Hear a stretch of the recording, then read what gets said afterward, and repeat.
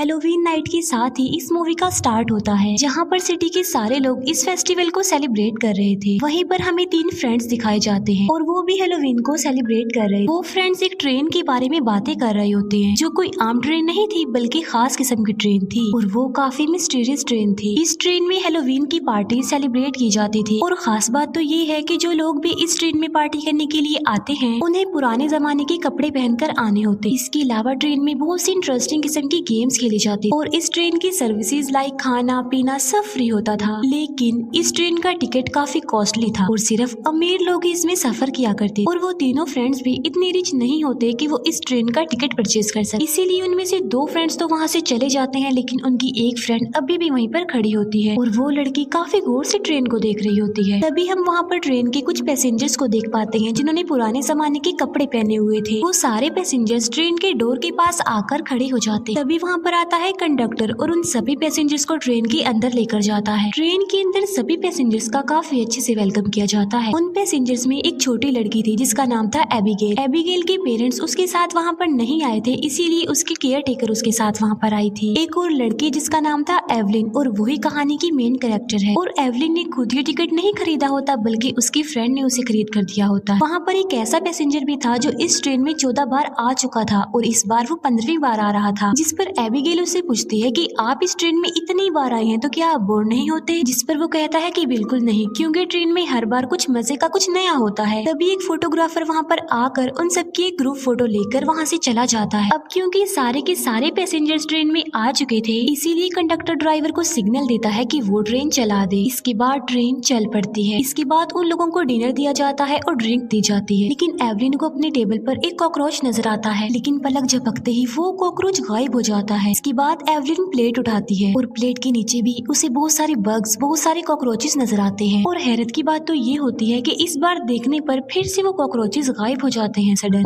और वो बग्स, वो कॉकरोचेस सिर्फ एवलिन को ही नजर आ रहे थे और कोई उसे नहीं देख पा रहा था। तभी ट्रेन की लाइट्स फ्लिकर करने लगती हैं और अब वहाँ पर उस शो का होस्ट आता है और वो सभी पैसेंजर्स के सामने अपने सारे ग्रुप मेंबर को इंट्रोड्यूस करवाता है और बस थोड़ी ही देर तक वो लोग शो स्टार्ट करने वाले। होस्ट उन पैसेंजर से काफी अजीब तरह की बातें करने लगता है हिंट्स में। वो कहता है कि हो सकता है कि यहाँ से कोई भी बचकर वापस न जाए और अगर वो बच भी गए तो जैसे वो लोग यहाँ पर आए हैं वो वैसे नहीं जाएंगे। एबिगेल नोटिस करती है कि उसके हाथ से खून आ रहा है, लेकिन एबिगेल जब अपना हाथ दोबारा देखती है तब वहाँ पर कोई खून नहीं होता, उसका हाथ ठीक हो गया। एबिगेल विंडो से बाहर किसी अजीब चीज को नोटिस करती है। ऐसा लग रहा था कि वहाँ पर कोई खतरनाक किस्म का क्रिएचर है, लेकिन वो उस पर ज्यादा ध्यान नहीं देती। इसके बाद उस ग्रुप का शो स्टार्ट हो जाता है और अब शो का होस्ट अपना शो स्टार्ट करने वाला होता है और एक बार फिर से ट्रेन की लाइट्स फ्लिकर करने लगती हैं, लेकिन इस बार ज्यादा देर के लिए लाइट चली जाती है। लेकिन जैसे ही लाइट आती है तो हम देखते हैं कि वो होस्ट नीचे गिरा हुआ है उल्टा होकर और उसकी बैक साइड पर एक चाकू घुसा हुआ है। ग्रुप के मेंबर पैसेंजर्स को बता रहे होते हैं कि हमारा होस्ट मर चुका है, लेकिन सभी पैसेंजर्स इसे शो का हिस्सा समझते हुए एंजॉय कर रहे थे। और तभी वहाँ पर कंडक्टर आता है और वो होस्ट की बॉडी को वहाँ से लेकर किसी दूसरे ट्रेन के डब्बे में चला जाता है। तभी उन लोगों में से एक आदमी उठता है और वो अपनी गन निकालता है और सबको कहता है कि वहाँ पर चुपचाप होकर बैठ जाएं। सब पैसेंजर्स इसे भी शो का हिस्सा समझकर एंजॉय कर रहे थे, लेकिन ग्रुप के बाकी मेंबर ये देखकर हैरान होते हैं क्योंकि वो आदमी उनके ग्रुप का तो नहीं था और ना ही वो उसे जानते थे। ग्रुप की एक फीमेल मेंबर सबको बताती है कि ये हमारे शो का हिस्सा नहीं है, लेकिन इससे पहले कि वो आगे कुछ बोल पाती वो आदमी उसे पंच मारकर उसका मुंह बंद करवा देता और वो सब पैसेंजर्स को कहता है कि अपनी सारी कीमती चीजें लाइक ज्वेलरी एक बैग में डाल दे। यहाँ पर सारे ग्रुप के मेंबर और पैसेंजर्स ये समझ चुके थे कि ये आदमी एक रॉबर है जो ट्रेन को लूटने के लिए यहाँ पर आया है, लेकिन कोई भी अपनी एक्सपेंसिव चीजें उसे देने के लिए तैयार नहीं था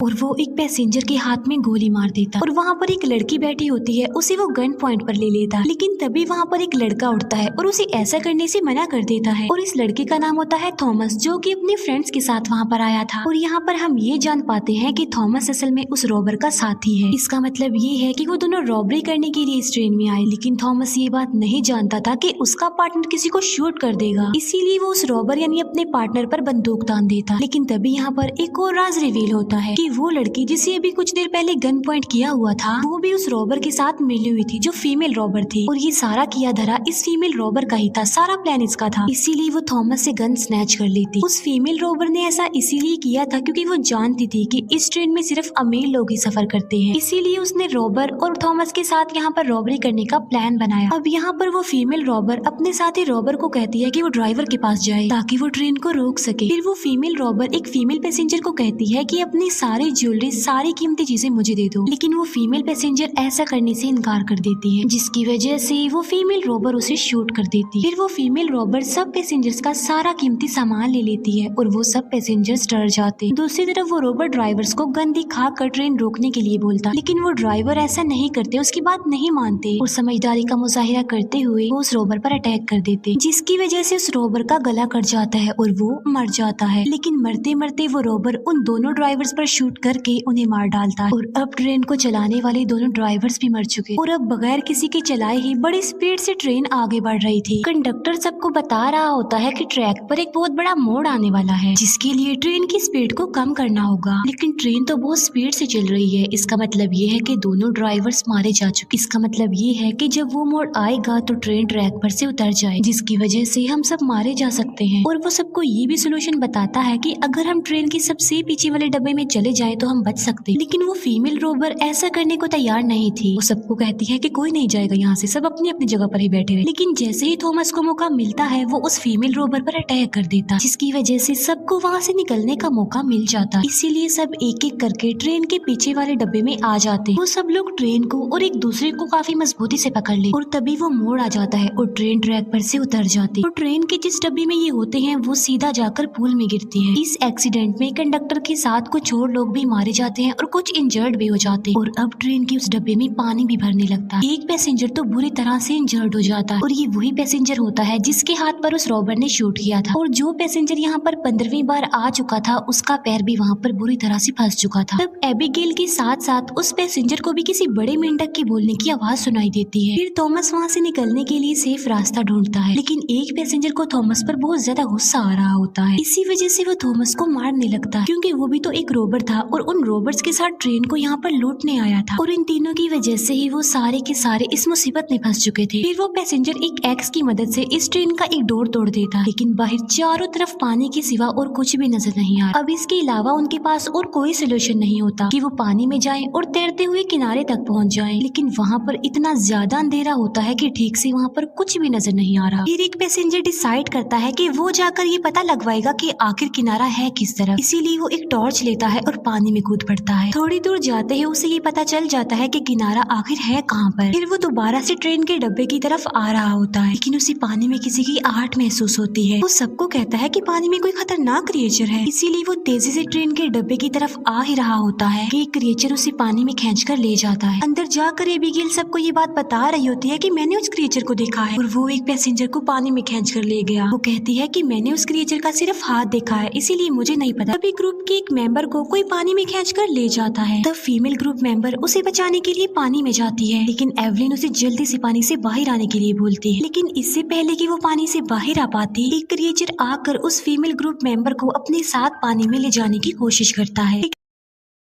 लेकिन किसी तरह वो फीमेल मेंबर खुद को आजाद करवा लेती है उस क्रिएचर से और जल्दी से बाहर आने की कोशिश करती है। एवलिन उसके दोनों हाथ पकड़ लेती है। एवलिन उसके दोनों हाथों से पकड़कर उसे बाहर निकालने की कोशिश कर रही है। अब क्योंकि वो क्रिएचर काफी पावरफुल था, इसीलिए वो उस फीमेल मेंबर को अपनी तरफ खींच लेता है, जिससे एवलिन के हाथ में अब सिर्फ उस फीमेल मेंबर के हाथ ही रह जाते, जबकि बाकी पूरी बॉडी वो क्रिएचर ले जा चुका था। उन लोगों को कुछ भी समझ नहीं आ रही थी कि उनके साथ ये हो क्या रहा है, ये चल क्या रहा है, ये क्रिएचर है कौन। तभी वो क्रिएचर फिर से आता है और अब वो एवलिन पे अटैक करता है, लेकिन थॉमस एक गन लेकर उस क्रिएचर को शूट कर देता है, जिससे वो क्रिएचर दोबारा से पानी में चला जाता है। लेकिन ये लोग बुरी मुसीबत में फंस चुके थे, क्योंकि वहाँ पर पानी बढ़ता ही जा रहा और थोड़ी देर के बाद ये लोग उसमें डूबकर मरने वाले। अब क्योंकि इनके पास और कोई ऑप्शन नहीं होता, इसीलिए ये पानी में कूद जाते हैं और किनारे की तरफ बढ़ने लगते हैं। लेकिन थॉमस जो कि उस पैसेंजर की हेल्प के लिए रुक जाता है जिसका पाँव वहाँ पर फंसा हुआ। ये वही पैसेंजर था जो कि 15वीं बार वहाँ पर आया था। देखते ही देखते ट्रेन का वो पूरा डब्बा पानी से भर जाता है और वो क्रिएचर एवलिन पर दोबारा से अटैक करता है। लेकिन इस बार एबिगेल की केयर टेकर उसकी हेल्प करती है और एवलिन को बचा लेती है। थॉमस उस पैसेंजर को बचा लेता है जिसका पाँव फंसा हुआ था और वो सब लोग बिल्कुल सेफ किनारे पर आ जाते हैं। लेकिन उनके आगे बढ़ने से पहले ही वो क्रिएचर एक बार फिर से उन पर अटैक कर देता है और इस बार वो एबिगेल को अपने साथ ले जाने लगता है। लेकिन एबिगेल को बचाने के लिए उसके केयर टेकर और थॉमस पानी में कूद जाते हैं और फाइनली वो एबिगेल को बचा भी लेते हैं। लेकिन वो क्रिएचर एक बार फिर से एबिगेल पर अटैक करने वाला होता है और एबिगेल के केयर टेकर उसे बचाने के लिए उस क्रिएचर के आगे कूद आ जाते हैं, जहाँ पर वो क्रिएचर एबिगेल के केयर टेकर पर अटैक करके उसे अपने साथ ले जाता है। अब इन्हें डर पड़ जाता है कि कहीं वो क्रिएचर दोबारा ना आ जाए, इसीलिए ये लोग जल्दी से जंगल की तरफ भागने लगते हैं। वहाँ पर उन्हें एक पुराना घर मिलता है और उस क्रिएचर से जान बचाने के लिए वो लोग अंदर चले जाते हैं। वो घर काफी पुराना और काफी गंदा था। सर्वाइवल पैसेंजर को वहाँ पर खाने का एक बॉक्स मिलता है और वो उस खाने को खाने लगता है। फिर ये सब लोग अलग अलग होकर उस घर को चेक करने लगते हैं और थोड़ी ही देर बाद ये लोग फिर से इकट्ठे हो जाते हैं और वो देखते हैं कि वहाँ पर वो पैसेंजर नहीं है जो खाना खा रहा था और वहाँ पर सिर्फ उसका लाइटर पड़ा हुआ था। वो उसे ढूंढने लगते हैं लेकिन वो उन्हें कहीं पर भी नहीं मिलता। लेकिन वो देखते हैं कि वो क्रिएचर उस पैसेंजर को निगल रहा है बुरी। और अब सिर्फ वहाँ पर 3 लोग ही रह गए थे,